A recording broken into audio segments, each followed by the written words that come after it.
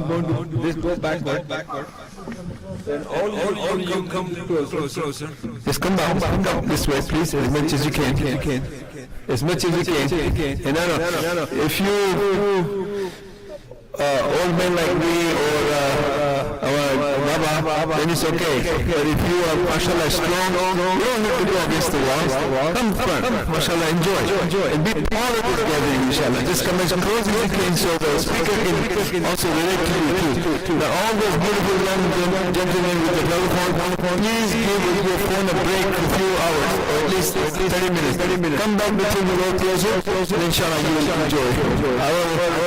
Ahsan, he born and raised here, grew up in front of us, mashallah, and there goes to his parents, especially Syed and peace up, and they spend so much time on this, mashallah, children, all four, and now they are also serving me, they're going to college, they're doing all the things that a graduate does, but at the same time they're also very close to the deen. Come in, mashallah. He's our Shaykh, mashallah. He deserves. So we will welcome Ahsan, Syed Ahsan Qadri, with the Nabi Takbir Nabi Takbir. Just let this bit louder. Nabi Takbir. We are sure that we are awake on this beautiful, blessed night. Nabi Takbir. Nabi Salat.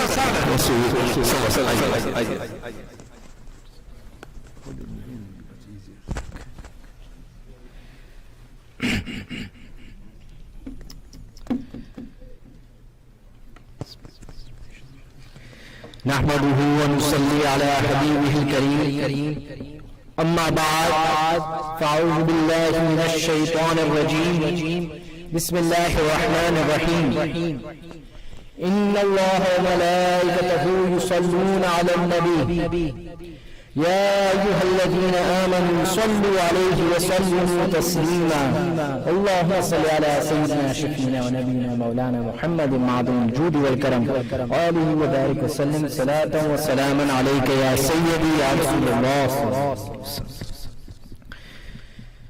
My brothers, sisters and elders in Islam, Assalamu alaikum wa rahmatullahi wa barakatuh. I'd like to start by giving praise to the Most High, the Most Merciful, Allah subhanahu wa ta'ala, as well as His send blessings and durood upon His beloved Habib sallallahu alayhi wa sallam, for giving me the opportunity and giving us all the opportunity to be part of this Barakat Mahfil on this afternoon. I would also like to give thanks to my Ustaz, Maulana Kalimullah Nizami Sahib, for giving me the opportunity to speak in front of you, as well as Zulam Uncle and the rest of the Makkah Masjid community for allowing me to speak in front of you once again on this Barakat night. As we know, the Shab Meraj is a very vital and a very important moment in Islamic history.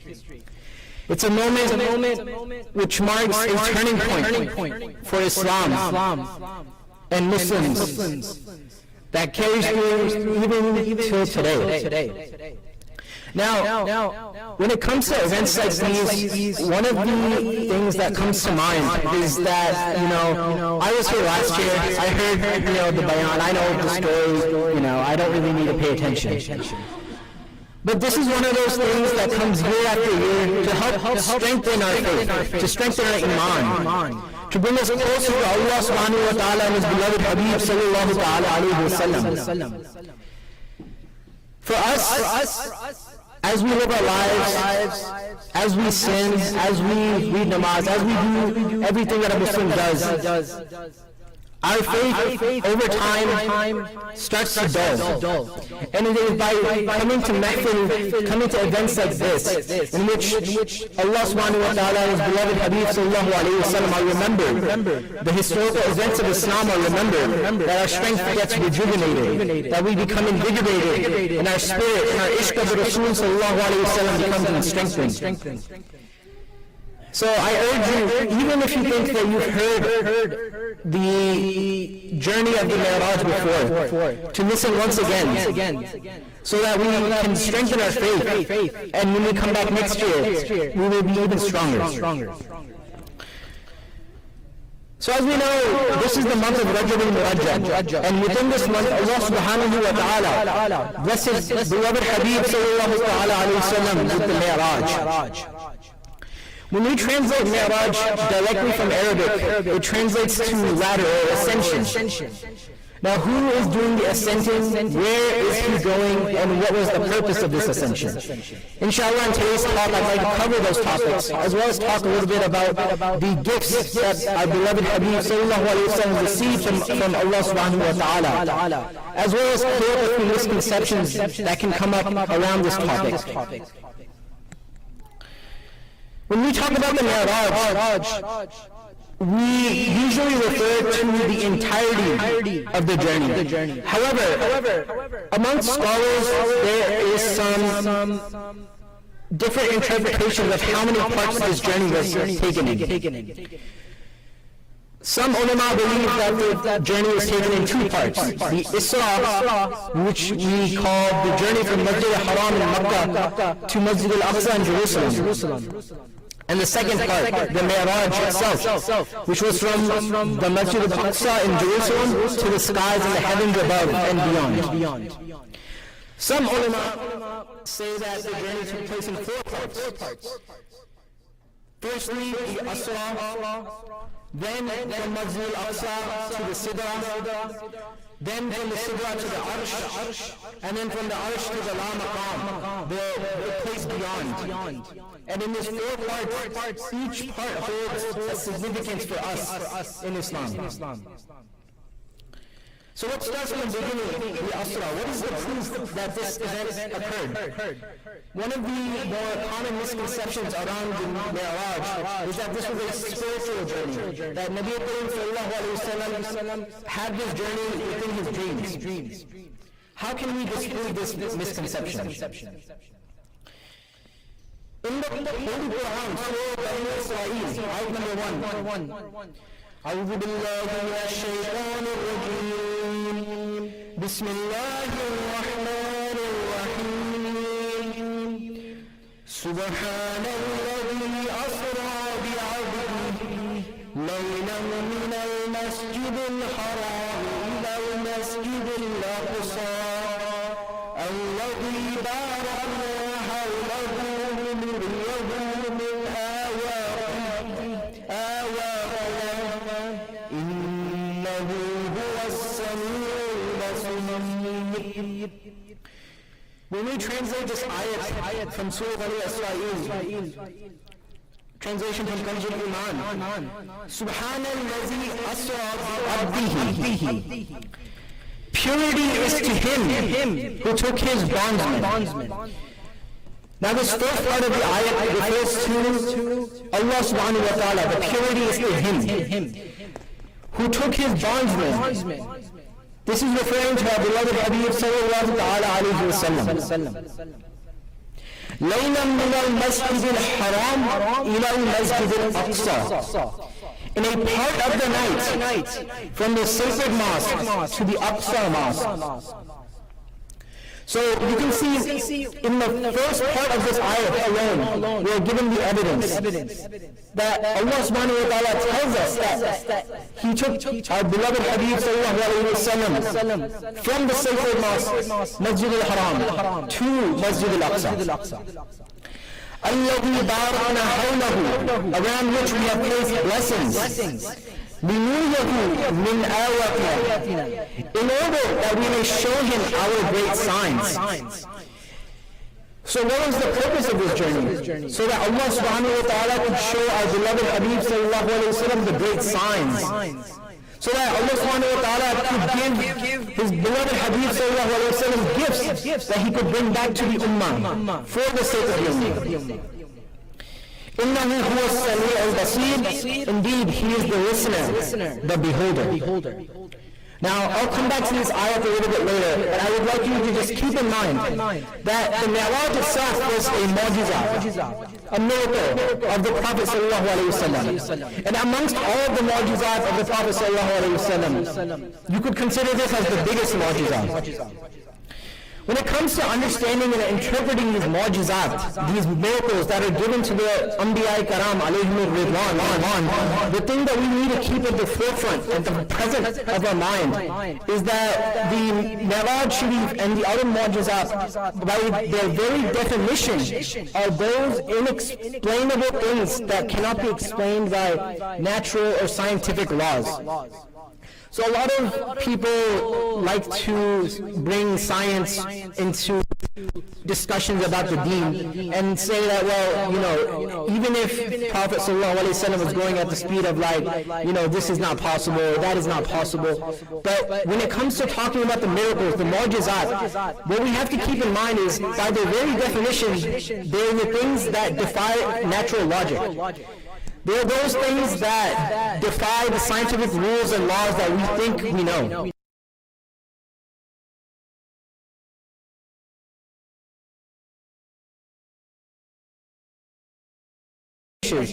And we as Muslims need to keep faith in that.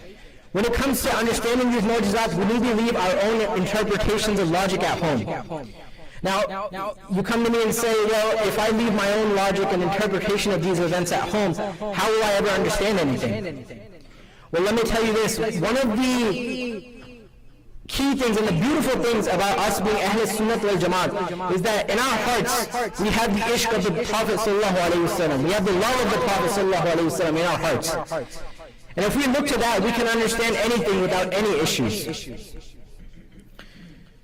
So continuing forwards, let's look at some of the blessings and some of the gifts that were given to the Prophet ﷺ during this journey. The first blessing of the Meraj is the significance that was shown of the Prophet Muhammad ﷺ as the final and the most important messenger of Allah subhanahu wa ta'ala. The first part of the Meraj, as I mentioned previously, the Asra, the journey from Masjid al-Haram to Masjid al-Aqsa, where our beloved Nabi sallallahu alayhi wa sallam presented himself in front of all of the Anbiya Karam alayhim ridwan and led the imamat, such that all of the other Anbiya Karam took their positions behind him for prayer. The purpose of this namaz was to show that our beloved Nabi sallallahu alayhi wa sallam is the Imam al-Anbiya. He is the Sardar al-Anbiya. He is the king of the Anbiya. Allahu Akbar. Ya Rasulullah sallallahu alayhi wa sallam. And the secret behind this namaz was also to show that what is the beginning is also the ending. Now, what do I mean by that? So, for example, let me explain it this way. If I wanted to build a fence around this entire enclosure, this entire masjid, I would start at this point right here where I'm standing. And I would work myself all the way around until I meet back up again with this very point I'm standing on. So, geometrically speaking, you can see that the beginning and the ending are the same. This is the same for our beloved Nabi sallallahu alayhi wa sallam. Another example I can give you, for example, let's say you wanted to grow a mango tree. You would first take an existing mango. You would take the seed from it, plant it into the ground. You would water it, and that seed would grow into its own tree, which would sprout its own fruit. You would take one of those newly sprouted fruits, and once you would open it up, you would see inside is the very same seed that you started with. It is the same with the nur of our Prophet sallallahu alaihi wasallam. As we all know, this universe could not have been created without the nur of our beloved Habib sallallahu alaihi wasallam. The very first thing that was created was the nur of our Prophet sallallahu alaihi wasallam, and it was through that nur that all of the other Anbiya Karam alayhim ridwan, this earth, the skies, the oceans, everything else was created. And on the day of judgment, when all of this is being torn apart, when our sins are being weighed on the scales, what is it that will meet us at the end? It is the intercession of our beloved Habib sallallahu ta'ala alayhi wasallam. It is our beloved Rasul sallallahu ta'ala alayhi wasallam who will be there for us at the very end. Going forward, now that we know the status that our beloved Habib sallallahu alayhi wasallam was given on this Babarakat night, on this blessed night, let's see what other gifts that our beloved Habib sallallahu alayhi wasallam received. The second blessing of the Meraj Sharif that our beloved Habib sallallahu alayhi wasallam received was that of the prayer, the 5 times daily prayer, the namaz. During this journey, Prophet Muhammad sallallahu alayhi wasallam was gifted 50 rakat. Now, I want you to take a moment and just think. Even today, we struggle to read just 5 rakat daily. Imagine the burden that would be placed on us if we had to read 50 rakat daily. It is through the intercession of the prophets that eventually the prayers were reduced to 5. However, the special gift imbued into these 5 rakat is that Allah subhanahu wa ta'ala kept the reward same for the 5 rakat as if we were reading 50 rakat. This is the gift given to our beloved Habib sallallahu ta'ala alayhi wasallam, that even by reading 5 daily prayers, we receive the reward as if we had read 50 prayers. Allahu Akbar. Ya Rasulullah sallallahu alayhi wa sallam. The third reward that was given to the beloved Habib sallallahu ta'ala alayhi wasallam was that of the Quran. During this journey, the Prophet Muhammad sallallahu alayhi wasallam was given the gift of the Quran and was instructed to spread it and recite it to all the other Muslims so that they may learn the importance of it, so that they may come to remember in their hearts, become hufaz, so that we could make the Quran a daily part of our lives. And the fourth gift that was given to the beloved Habib sallallahu ta'ala alayhi wasallam is the knowledge and the significance of the hereafter, the akhirat. Now, whenever we discuss the akhirat in Islam, it's always something that we sort of internally dread. We think about, okay, when I'm an old man, I'll start to read namaz, I'll do Quran, I'll do all of these things. But the akhirat and the actions that we do leading up to our death, we don't know when we're going to die. We could die at any moment. And so it's always important to keep death at the forefront of our thoughts. Our Prophet Muhammad sallallahu ta'ala alayhi wasallam was given visions of paradise. He sallallahu alayhi wasallam saw the reward that was to be given to those who acted upon the teachings of Islam, those who are pious, those who took the time to recite Quran, to pray, to do the good deeds that Allah subhanahu wa ta'ala had instructed us to. But on the other side, our beloved Habib sallallahu alayhi wa sallam also saw the torment and the horrors that awaited those who were sinful, those who committed heinous acts, those people who strayed from the right path. Allah subhanahu wa ta'ala showed our beloved Habib sallallahu alayhi wa sallam what was the end that awaited those. The Jahannam, the fire, the punishments that they would receive. Allah subhanahu wa ta'ala showed our beloved Habib sallallahu alayhi wa sallam both sides so that we as an ummah could know. So we as an ummah could prepare before it was too late. Because once we pass away, our book of deeds closes and there is nothing that is left for us except for the intercession of our beloved Habib sallallahu alayhi wa sallam.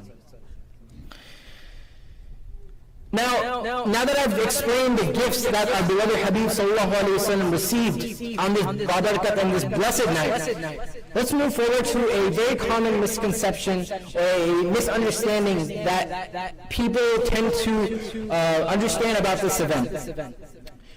We as Ahl Sunnah wal Jamaat believe that our beloved Habib sallallahu ta'ala alayhi wa sallam saw Allah subhanahu wa ta'ala with his own 2 eyes.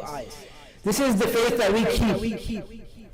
And it has been proven in the Quran as well as ahadith that this actually occurred and that our beloved Habib sallallahu alayhi wa sallam saw Allah subhanahu wa ta'ala with his own 2 eyes. Allahu Akbar. Ya Rasulullah sallallahu alayhi wa sallam. Ya Ali. So, in order to sort of explain this point, let me tell you the story of Hazrat Sulaiman ala nabina wa alayhi salatu wasalam. As we know, Hazrat Sulaiman was a king and had many powers, one of which was to be able to understand and speak with animals. Now, the story goes that Hazrat Sulaiman was leading his army through a valley when he heard two ants speaking amongst each other.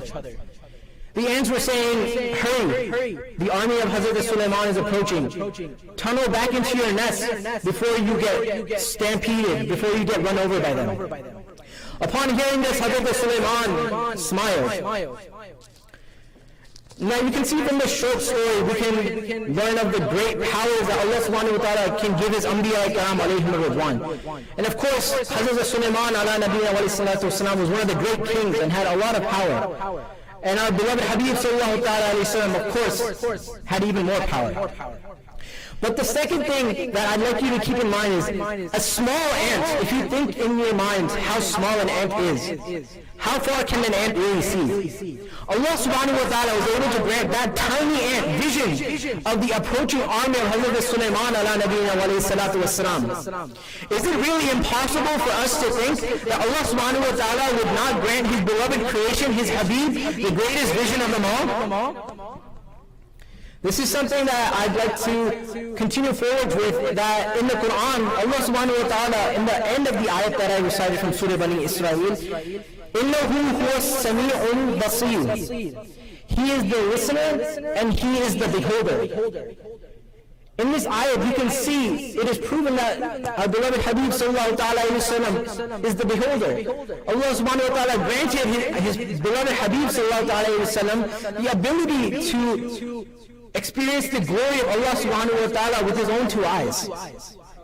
This is something that he was not able to grant to any of the other Anbiya alayhim ridwan except for his beloved Habib sallallahu ta'ala alayhi wasallam. I would also like to narrate a couple of hadiths which also prove this point, that our beloved Habib sallallahu alayhi wasallam saw Allah subhanahu wa ta'ala with his own two eyes. It is narrated that Imam Ahmad ibn Hanbal radiyallahu ta'ala anhu narrated from Sayyidina Abdullah ibn Abbas radiyallahu ta'ala anhu that Sayyidina Rasulullah sallallahu ta'ala alayhi wasallam said that I saw my sublime Creator. This is in Musnad Imam Musnad Ahmad ibn Hanbal, if you'd like to check the hawala. Sayyidina Rasulullah sallallahu ta'ala alayhi wasallam saw Allah subhanahu wa ta'ala with his own two eyes. This is something that is narrated in the hadith.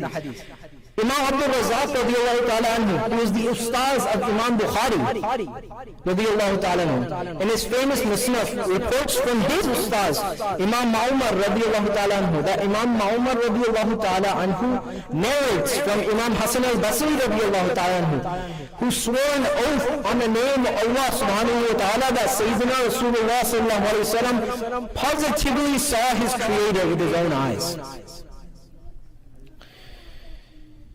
So we can see from all of the points I presented before you that there should be no more doubt that our beloved Habib sallallahu ta'ala alayhi wasallam was granted the glorious vision of our beloved and our glorious Creator, Allah subhanahu wa ta'ala. In conclusion, the month of Rajab al-Murajab is a very blessed and a very sacred month for us because it contains the Meraj. And this journey, which can be considered the greatest mu'jizah, the greatest miracle that has been given to Rasulullah sallallahu ta'ala alayhi wasallam, proves the significance of our beloved Habib sallallahu ta'ala alayhi wasallam as the last and the final and the Khatam al-Nabiyyin. It also granted us so many gifts such as namaz, the Quran, and other gifts that were given to the beloved Habib sallallahu ta'ala alayhi wasallam. As believers, we need to recognize the magnitude of this event and the significance it holds in our faith every day and every year.